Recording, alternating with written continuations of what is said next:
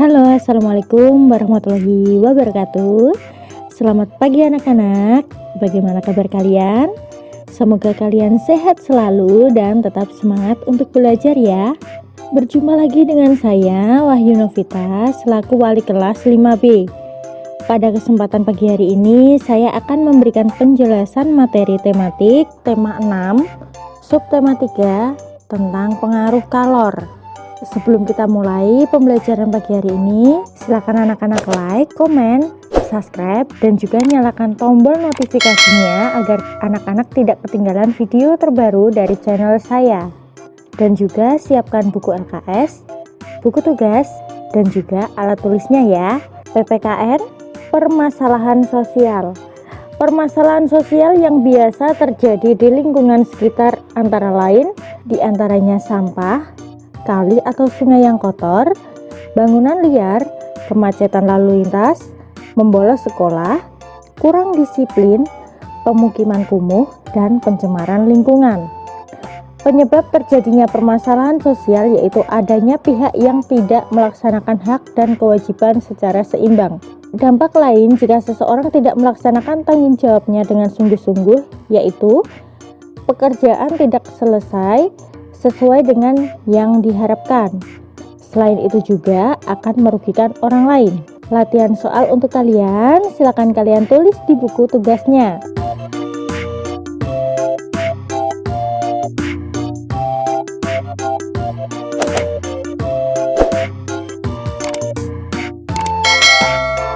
Bahasa Indonesia. Membuat ringkasan bacaan.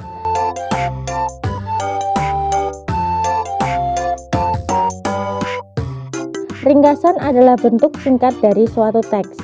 Manfaat adanya ringkasan bacaan adalah memudahkan pembaca dalam mengingat isi teks bacaan.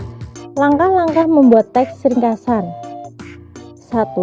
Tentukan kalimat utama dari masing-masing paragraf. 2. Tuliskan kalimat utama dalam bentuk poin-poin. 3. Gabungkan poin-poin tersebut menjadi kalimat baru.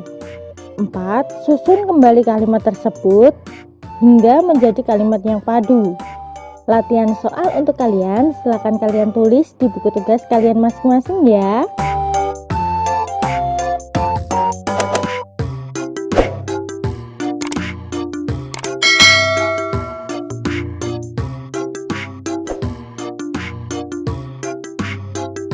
Materi IPA, kalian simak video berikut ini ya. Perlu kita tahu bahwa bahan penghantar panas dibedakan menjadi 3, yaitu konduktor, semikonduktor, dan isolator. Bahan konduktor yaitu bahan yang dapat menghantarkan panas dengan baik.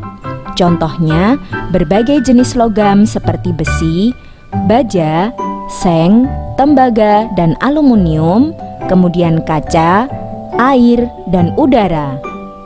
Selanjutnya yaitu bahan semikonduktor, yaitu benda yang sedikit dapat menghantarkan panas atau di tengah-tengah antara konduktor dan isolator.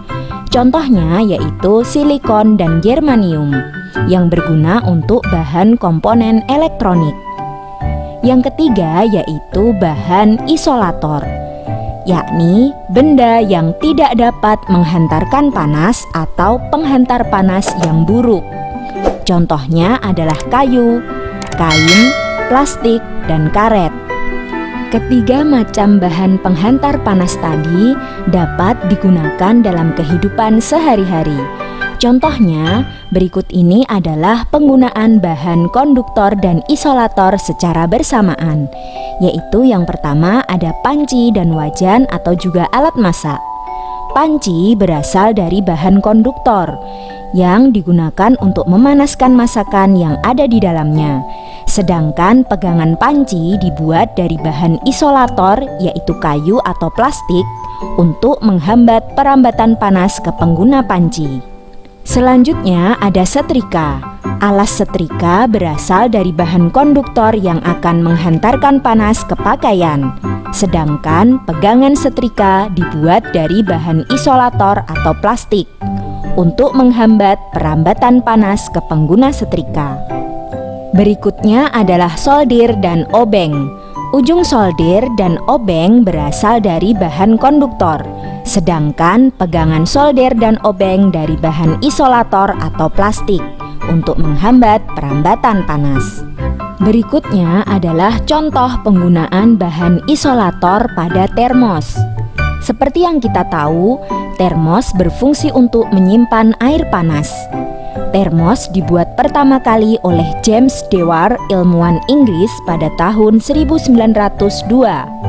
Dia membuat botol hampa udara dari kaca untuk menjaga minuman bayinya tetap hangat meskipun pada musim dingin. Berikut ini adalah bagian-bagian termos yang harus kita tahu mengapa termos dapat menjaga panas yang ada di dalamnya. Yang pertama adalah dinding bagian dalam termos terbuat dari kaca yang dilapisi dengan perak. Lapisan perak ini digunakan untuk mencegah perpindahan panas secara radiasi. Selanjutnya ada ruang hampa udara atau vakum yang terletak di antara dinding luar dan dinding dalam termos untuk mencegah perpindahan panas secara konduksi dan konveksi. Kemudian juga ada penutup atau sumbat dari gabus atau karet untuk mencegah peristiwa konveksi. Dan yang terakhir adalah dinding terluar termos yang biasanya terbuat dari plastik, digunakan sebagai pelindung kaca, juga sebagai isolator untuk menghambat panas berpindah keluar. Selanjutnya adalah contoh penggunaan bahan konduktor atau isolator. Selimut bersifat isolator atau tidak menghantarkan panas yang keluar dari tubuh, sehingga ketika kita memakai selimut maka badan tetap terasa hangat. Berikutnya adalah sarung tangan. Sarung tangan bersifat isolator atau tidak menghantarkan panas dari alat masak di atas kompor, sehingga pemakainya dapat memegang atau mengangkat alat masak dari atas api kompor tanpa merasa panas. Berikutnya adalah mesin motor dan mobil yang biasanya terbuat dari bahan bersifat konduktor atau menghantarkan panas. Karena mesin membutuhkan panas untuk dapat bekerja ideal. Nah, setelah kalian menyimak video pembelajaran tersebut, sekarang saatnya kita mengerjakan latihan soal. Silakan tulis soal berikut di buku tugas kalian.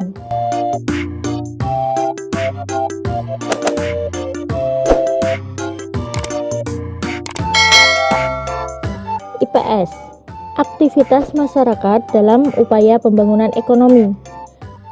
Pada tanggal 2 Oktober 2009, UNESCO PBB menetapkan batik sebagai warisan budaya lisan dan non-benda.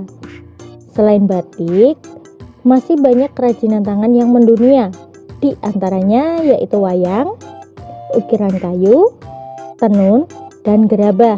Keunikan suatu daerah dan masyarakatnya kini menjadi modal utama untuk meningkatkan kehidupan masyarakat. Manfaat keunikan daerah atau oleh-oleh khas di bidang ekonomi diantaranya meningkatkan perekonomian daerah dan menambah devisa negara. Di bidang sosial, mengurangi angka pengangguran, membuka lapangan pekerjaan, dan mengurangi angka kriminalitas. Di bidang budaya, melestarikan warisan Indonesia, mengenalkan kerajinan Indonesia ke mancanegara, dan mengharumkan nama Indonesia di dunia internasional. Latihan soal untuk kalian, silakan kalian tulis di buku tugas kalian masing-masing ya.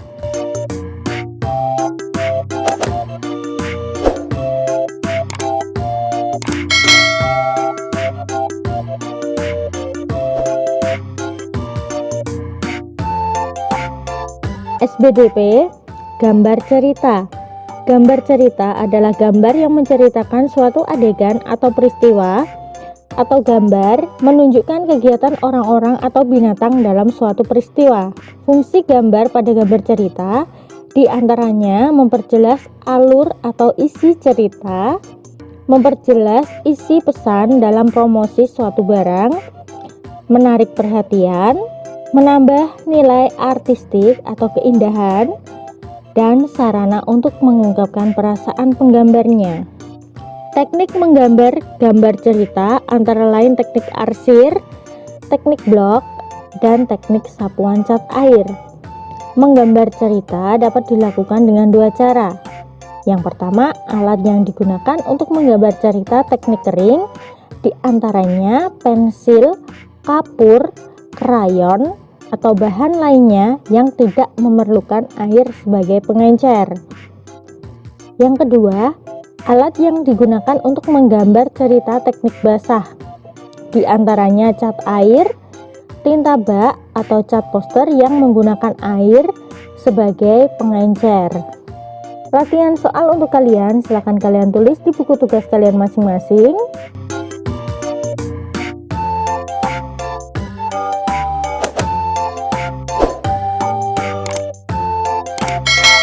Kerjakan soal-soal tersebut di buku tugas kalian. Batas pengumpulannya sore ini pukul 4 sore. Cukup sekian pembelajaran dari Ibu, semoga bermanfaat untuk kalian. Kita berjumpa lagi di pembelajaran daring berikutnya. Wassalamualaikum warahmatullahi wabarakatuh.